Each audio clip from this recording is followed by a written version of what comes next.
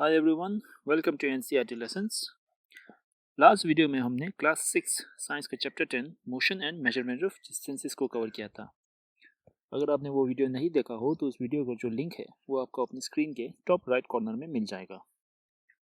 आज के वीडियो में हम उसी चैप्टर के एक्सरसाइज क्वेश्चंस को सॉल्व करेंगे।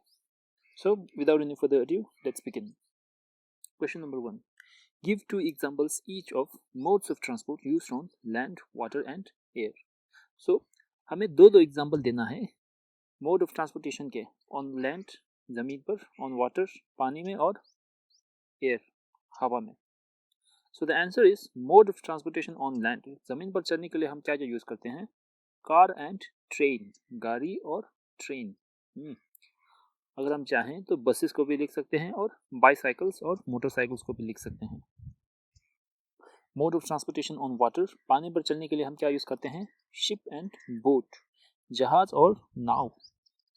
And mode of transportation on air, हवा में चलने के लिए हम प्लेन और हेलीकॉप्टर का यूज करते हैं। Second question is fill in the blanks. 1 metre is 100 centimetre. 1 metre में कितने सेंटीमीटर होते हैं? 100 centimetre. 5 kilometre is 5000 metre. 1 kilometre में कितना मीटर होते हैं? 1000 मीटर। सो 5 किलोमीटर में कितना होगा? 1000 इंटू 5, 5000 मीटर। सो यहाँ पर हमने मीटर को सिर्फ एक स्मॉल m से रिप्रेजेंट किया है, स्मॉल m ही लिखा है ना, तो ये मीटर है। ओके उसी तरह फर्स्ट वाले में देखिए, स्मॉल लेटर में c और m, ये क्या है? ये सेंटीमीटर है। Third fill in the blanks is motion of a child on a swing is periodic motion. जब बच्चा झूला झूलता है तो वो मोशन क्या होता है? पीरियडिक मोशन होता है। क्यों? क्योंकि पीरियडिक मोशन में क्या था? The motion is repeated over time. वो मोशन बार बार रिपीट होता है, राइट? सो जब बच्चा झूला झूलता है तो वो एक बिल्कुल पेंडुलम की तरह वो क्या करता है? आगे जाता है, फिर पीछे आता है, फिर आगे जाता है, फिर पीछे आता है। तो मोशन जो है वो रिपीट हो रहा है। सो इस कारण ये क्या है? पीरियडिक मोशन है। Next is motion of the needle on a swing machine is periodic motion. अब देखिए, आपने दर्जियों को देखा होगा, दर्जियों जब अपना कपड़े सिलने की मशीन को चलाते हैं, जो नीडल होता है वो ऊपर नीचे जाकर कपड़े को सीलने लगता है, राइट? तो यहाँ पर नीडल क्या हो रहा है? ऊपर जा रहा है, फिर नीचे आ रहा है, फिर ऊपर जा रहा है, फिर नीचे आ रहा है, तो वो मोशन रिपीट हो रहा है। तो वो क्या है? वो पीरियडिक मोशन है। Motion of wheel on a bicycle is circular motion. जब साइकिल का पहिया घूमता है वो सर्कुलर मोशन है, वो गोल गोल घूमता है, राइट? तो वो क्या है? Circular motion. Why can a pace or footstep not be used as a standard unit of length? सो सवाल पूछ रहा है कि हम कदम को, चीज़ों को नापने के लिए कदम को as a standard unit of length क्यों नहीं यूज कर सकते? तो स्टैंडर्ड यूनिट ऑफ लेंथ का मतलब क्या था? स्टैंडर्ड यूनिट का मतलब क्या था? स्टैंडर्ड यूनिट यानी एक ऐसा यूनिट जो सभी के लिए सेम हो, राइट? लेकिन फुटस्टेप क्या था? फुटस्टेप एक नॉन स्टैंडर्ड यूनिट था, just like using our hand, feet और finger as a unit of measurement. क्यों? क्योंकि सभी के साइज जो है, हाथ का साइज या कदम का साइज, सभी के अलग थे, राइट? जिस कारण मेजरमेंट जो है वो अलग आ रहा था। तो ये क्या था? वो non standard unit of measurement था। पेस और footstep can not be use as a standard unit of length because length of everyone's step is different. सभी के कदम के साइज अलग हैं, इस कारण हम इसे as a standard unit of length नहीं ले सकते। अगर सभी लोगों के कदम के साइज, फुटस्टेप जो है वो सेम होते तब वो स्टैंडर्ड यूनिट ऑफ लेंथ होता, लेकिन ऐसा नहीं है, राइट? छोटे बच्चों का छोटा स्टेप होता है, बड़े लोगों का बड़ा स्टेप होता है, तो ये क्या है? ये non standard unit of length है। Okay, fourth question, arrange the following lengths in their increasing magnitude. अभी हमें क्या करना है? हमें नीचे दिए गए लेंथ को इंक्रीजिंग यानी कि छोटे से लेकर बड़े में अरेंज करना है। 1 metre, 1 centimetre, 1 kilometre and 1 millimetre. Okay, तो इनमें सबसे छोटा क्या है? इनमें सबसे छोटा है 1 मिलीमीटर। नेक्स्ट क्या है? 1 सेंटीमीटर। क्यों? क्योंकि हमने जाना था 1 सेंटीमीटर में 10 मिलीमीटर होते हैं, तो मिलीमीटर जो है वो छोटा हुआ, राइट? अब सेंटीमीटर के बाद क्या आएगा? 1 मीटर। क्यों?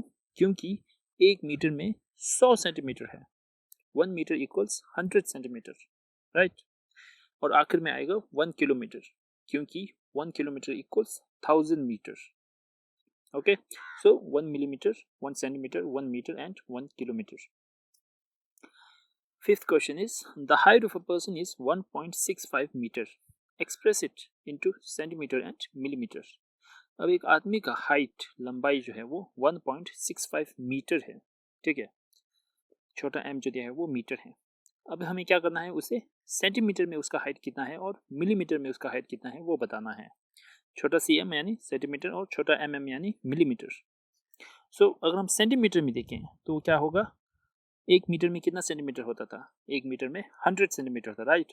तो हमें सेंटीमीटर में कन्वर्ट करने के लिए 1.65 मीटर इंटू 100 करना है, उसे 100 के साथ मल्टीप्लाई करना है। तो क्या आएगा, 165 centimetre. The person's height in centimetre is 165 centimetre. Now we have to convert it into millimetre. अब देखिए, एक मीटर में मिलीमीटर कितना है, एक सेंटीमीटर में 10 मिलीमीटर है, राइट। और एक मीटर में कितना सेंटीमीटर है, 100। सो एक मीटर में कितना मिलीमीटर है, 100 इंटू 10, 1000 millimeter.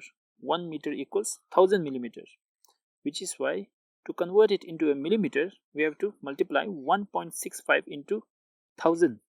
Okay, so हमें क्या मिलता है, 1650 millimeter. The person's height in millimeter is 1650 millimeter. Okay. Sixth question is, the distance between Radha's house and her school is 3250 meters. Express the distance in kilometre. अब राधा के घर और school के बीच का फासला है 3250 मीटर। हमें उसे किलोमीटर में कितना आएगा वो बताना है। तो सिंपल है, एक किलोमीटर में कितना मीटर होते हैं, 1000। 1 किलोमीटर इक्वल्स 1000 मीटर, राइट। सो राधा के स्कूल और घर के बीच के डिस्टेंस को मीटर से किलोमीटर में कन्वर्ट करने के लिए हमें बस 1000 से उसे डिवाइड करना है। 3250 divided by 1000 equals 3.25 kilometre. So Radha के घर और उसके स्कूल के बीच का डिस्टेंस किलोमीटर में कितना आता है, 3.25 किलोमीटर। यहाँ पर नीचे 1000 से डिवाइड क्यों किया, क्योंकि एक किलोमीटर में 1000 मीटर है। Okay. Question number 7, while measuring the length of a knitting needle, the reading of the scale at one end is 3 cm and at the other end is 33.1 cm. What is the length of the needle? Okay. तो यहाँ पर ये कह रहा है कि एक knitting needle का, एक नीडल जो कवरेज सिलने का नीडल होता है, उसका जब उसका नापा, लंबाई को नापा स्केल से, तो एक छोर पर उसने 3.0 सेंटीमीटर से शुरू किया, ठीक है, और दूसरे छोर पर वो क्या दिखा रहा है, 33.1 सेंटीमीटर। ओके। तो ये पूछ रहा है कि उस नीडल का लेंथ कितना है। तो आंसर है, length of the needle is 33.1 minus 3 equals 30.1 centimetre. क्यों? क्योंकि देखिए, हमने जब नीडल के लेंथ को नापा तो हमने स्केल के 0 पॉइंट पे नहीं रखा था, राइट, बल्कि हमने उसे 3 सेंटीमीटर से रखा था। तो इसलिए हमने 33.1 से 3 सेंटीमीटर को माइनस किया। तो आंसर में क्या आया, 30.1 centimetre. The length of the needle is 30.1 centimetre. Question number 8. Write the similarities and differences between the motion of a bicycle and a ceiling fan that has been switched on. तो question 8 में हमें पूछ रहा है कि एक cycle के motion और एक पंखे के मोशन के बीच का सिमिलरिटी और डिफरेंसेस को लिखना है। तो अगर हम सिमिलरिटीज की बात करें तो आंसर है, both the bicycle wheel and ceiling fan show circular motion. जो साइकिल का पहिया है और जो सीलिंग फैन है वो दोनों सर्कुलर मोशन है। क्यों? क्योंकि देखिए, साइकिल का पहिया और सीलिंग फैन दोनों घूमते हैं, राइट, सर्कल में। तो जब कोई चीज सर्कुलर डायरेक्शन में मूव करे तो वो क्या था, वो सर्कुलर मोशन था। So this is the similarity between a bicycle wheel and a ceiling fan which is switched on. Now what's the difference between them? Bicycle wheel also show rectilinear motion but ceiling fan does not. यानी कि bicycle का पहिया जो है वो दो तरह के मोशन शो करते हैं। एक तो वो सर्कुलर मोशन शो करता है, वो घूमता है, राइट। दूसरा क्या मोशन शो करता है, वो है रेक्टिलिनियर मोशन, जो सीलिंग फैन में नहीं होता। तो रेक्टिलिनियर मोशन का मतलब क्या है? रेक्टिलिनियर मोशन वो मोशन होते हैं जहां पर ऑब्जेक्ट जो है वो एक स्ट्रेट डायरेक्शन में मूव करता है। सो जब साइकिल चलता है तो उसका पहिया तो घूमता है, लेकिन वो पहिया आगे भी तो जा रहा है, राइट। तो वो रेक्टिलिनियर मोशन भी है और सर्कुलर मोशन दोनों होते हैं जब साइकिल का पहिया घूमते हैं। लेकिन सीलिंग फैन के केस में सिर्फ सर्कुलर मोशन है, क्योंकि वो सिर्फ एक ही जगह पे बैठ के घूमता है, वो आगे नहीं बढ़ता, right? So this is the difference between bicycle wheel and ceiling fan. Question number 9. Why could you not use an elastic measuring tape to measure distance?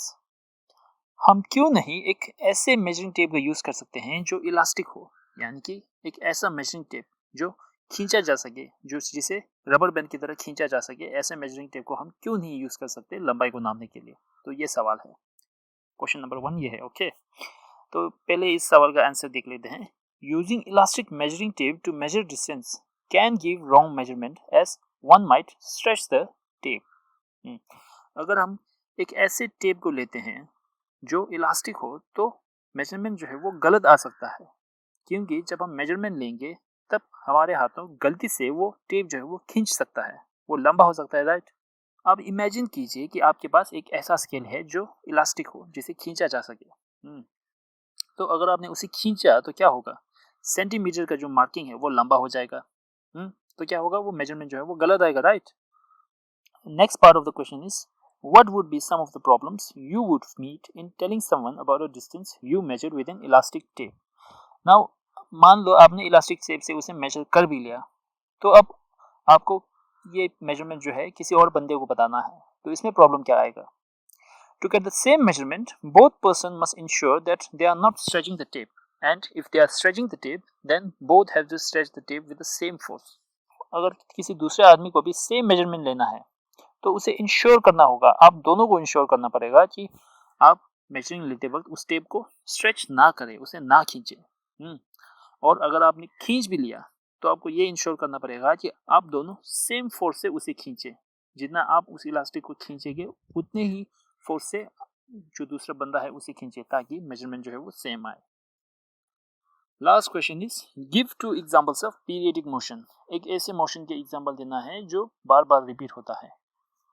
The answer is very simple: pendulum and child swinging.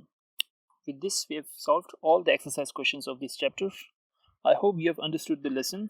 Do like the video, share it with your friends and classmates, subscribe to the channel, and watch out for more future videos.